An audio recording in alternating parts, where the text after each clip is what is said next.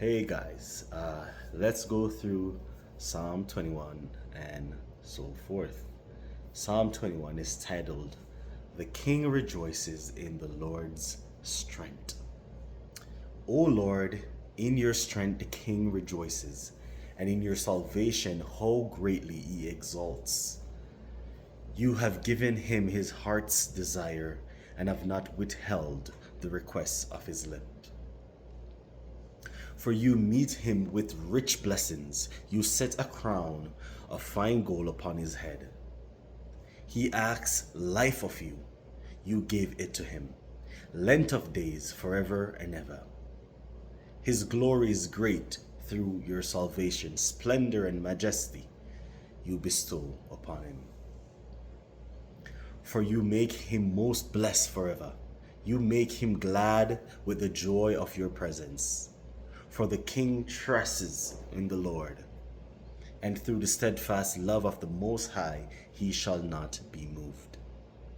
Your hand will find out all your enemies. Your right hand will find out those who hate you. You will make them as a blazing oven when you appear. The Lord will swallow them up in his wrath, and the fire will consume them. You will destroy their descendants from the earth, and their offspring from among children of man. Though they plan evil against you, though they devise mischief, they will not succeed. For you will put them to flight. You will aim at their faces with your bows. Be exalted, O Lord, in your strength. We will sing and praise your power. You see, David is proclaiming that, again, it doesn't matter what the enemy plans. It doesn't matter because it's all in vain. There is no victory for the enemy. They have no strength. No matter how much numbers that they come with, that they all want to join together and devise a plan against the Lord, devise a plan against his righteous, devise a plan to restructure the order of the world, trying to shift focus from setting our eyes on God to setting our eyes on man and the things of this world. They could continue to devise this plan. But a righteous who looks to exalt in the Lord, exalting that he's glorious, exalting that he deserved the praise, exalting that his ways are set before us, and that exalting that we will continue to walk in his ways, because blessings flow in righteousness, blessings flow in pure, blessing flow from every word that instructs us from the word of the Lord. You know, David says that he rejoices in the salvation of the Lord for what? The desires of his heart, which were set in the heart. For David was a man after God's heart. He knew God's heart. And so his desires were actually set in line with God. And this is why the Lord will give up to him the desires of his heart, because they were in line with God's heart. So blessing and glory and praise all unto the Lord. That David didn't come seeking to be crowned king. The Lord put him in that position. He did not try to rip anybody down that he could go and exalt himself. No, in fact, he humbled himself even in the face of pursuit for his life.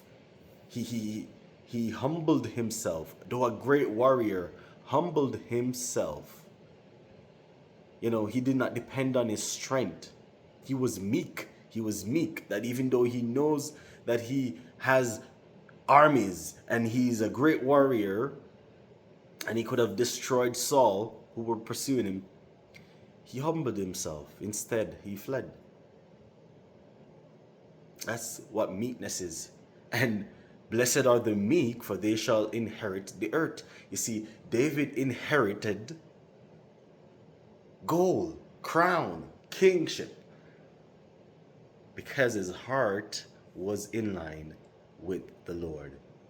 He did not seek selfish gain. Whatever he sought was to let the majestic glory of God be seen through the position in which the Lord placed him. You know, he says, his glory is great through your salvation. Splendor and majesty you bestow on him. So his glory on earth, he wanted that to reflect the glory of the Lord who set him in the position.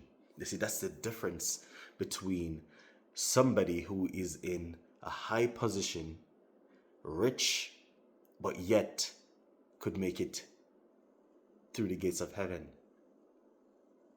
Because Jesus taught us that it is hard for a rich man to get through the gates of heaven. So this is what it would need to be, that you would not exalt yourself, but let the Lord exalt you. But he says the Lord will know who hates him by his right hand. Why? Why is that? Because you see, the right hand, like Jesus is sitting on the throne to the right hand of the Father. Why to the right hand? Because the right hand is like saying, who has done right by God? Who is in the right path with God? Who is, on the righteous path, the path to be exalted by the Lord, right? So this is why he will know who hates him, because the one who doesn't make it to the right hand of the Lord hates the Lord. The left hand, the ones to the left in Revelation, will be shunned. They will be placed away into Sheol. So the Lord, in fact, will know at his hand and at his right hand who are his enemies and who hates him.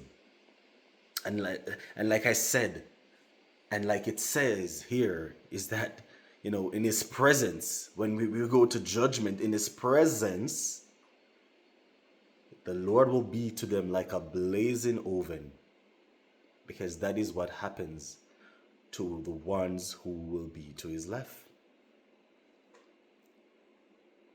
They will be swallowed up in his wrath. You see, the wrath of the Lord is set for the end time.